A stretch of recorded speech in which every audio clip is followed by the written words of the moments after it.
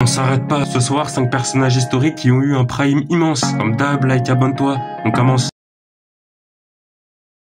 Un homme instable. Ce soir, je vais te parler de Gilles de Rais. Le début de sa vie n'a pas été facile. Aux alentours des années 1415, ses parents vont mourir. Et c'est son grand-père maternel nommé Jean de Craon qui va l'éduquer à sa manière. Il sera violent et sans pitié. De plus, il dira à Gilles qu'il peut faire tout ce qu'il veut sans se soucier des lois. Une fois adulte, Gilles de Rais deviendra un soldat redoutable qui adorait la guerre, au point où il en devenait instable. Il aimait tuer et mener des assauts pour massacrer des gens. En 1429, il combattra avec Jeanne d'Arc durant la guerre de 100 ans. Et grâce à cette victoire et ses prouesses remarquables au combat, il deviendra maréchal de France en juillet 1429. Mais ça va pas être tout rose, car il va devenir fou. Premièrement, il fera n'importe quoi avec sa fortune. Des expériences bizarres, des achats surréalistes, mais il ira beaucoup plus loin. Un soir, il dira à ses hommes de kidnapper des enfants avec des critères spécifiques, 6 ou 5 ans. Ensuite, il les ramenait dans son château et abusait d'eux sexuellement. Il les torturait, après il les tuait. Mais là encore, ce n'est pas tout, car il s'amusait avec leurs cadavres. Démembrement, scarification, il les reviolait encore, etc.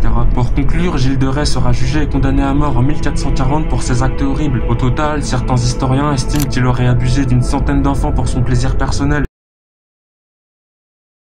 Une bombe surpuissante. Ce soir, je vais te parler de l'invention de Turing, 1939. À titre informatif, Alan Turing est un scientifique britannique. Il est célèbre pour être l'un des pères fondateurs de l'IA et ses travaux révolutionnaires durant la Seconde Guerre mondiale. Concernant l'histoire de la bombe, elle voit le jour en 1938 par un scientifique polonais nommé Marian Rojkowski. Et désolé si je le prononce mal. L'objectif principal de la machine était de déchiffrer les messages codés que s'envoyaient les nazis pour communiquer. Mais malheureusement, elle ne sera pas assez puissante, car les Boches utilisaient Enigma, un monstre de cryptage inventé par Arthur Scherbus en 1918, même s'il a repris l'idée de Hugo Koch. Bon, ce que vous devez retenir, c'est que Enigma faisait vivre un calvaire aux Alliés, car c'était impossible de décrypter les messages nazis. Mais en 1939, Alan Turing va littéralement sortir un monstre électromécanique avec l'aide de ses collègues et Gordon Welshman. Pour conclure, Turing et son équipe seront gracieusement remerciés pour leurs travaux impactants. Mais ça ne sera rien de fou, pas de gros chèques, rien du tout, juste une médaille. Malheureusement, la fin ne sera pas jolie pour Alan Turing. Déjà, il sera condamné par la justice car il était gay. Et au Royaume-Uni, les relations entre hommes étaient vues comme un crime. Et le 8 juin 54, il sera retrouvé mort chez lui, après avoir été en contact avec du cyanure. Mais reste à savoir si c'est un assassinat ou juste un simple suicide.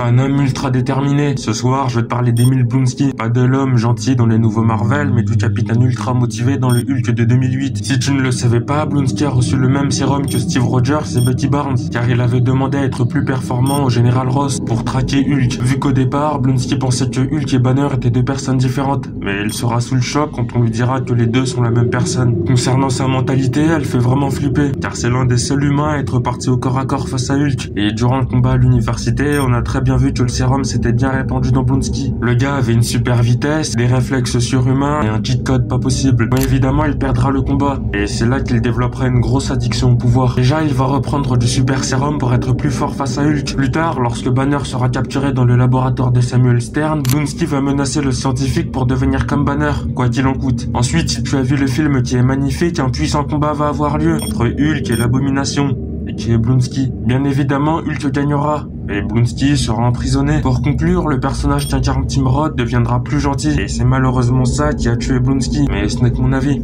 Abonne-toi.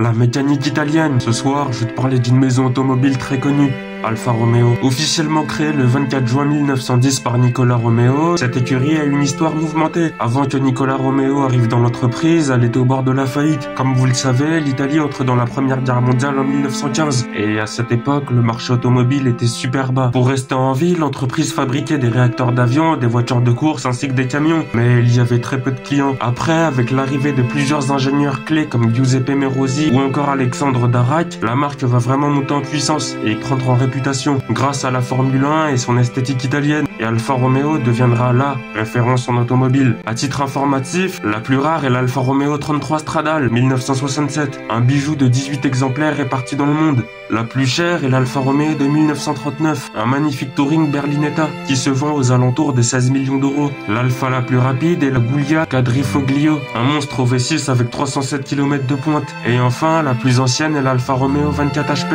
de 1910. C'est elle qui lance les hostilités.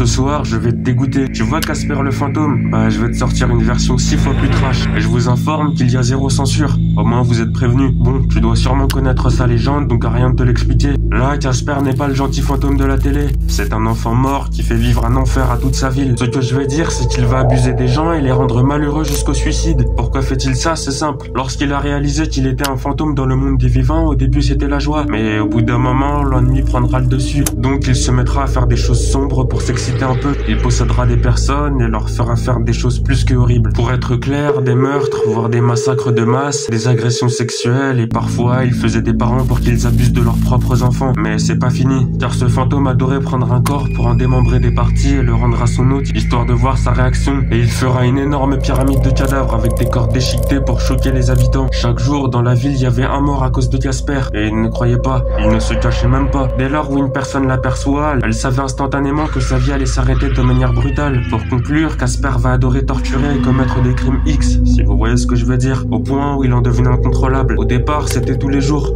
mais à la fin, ça sera toutes les heures. Dis-moi ce que tu penses de la vidéo, et abonne-toi.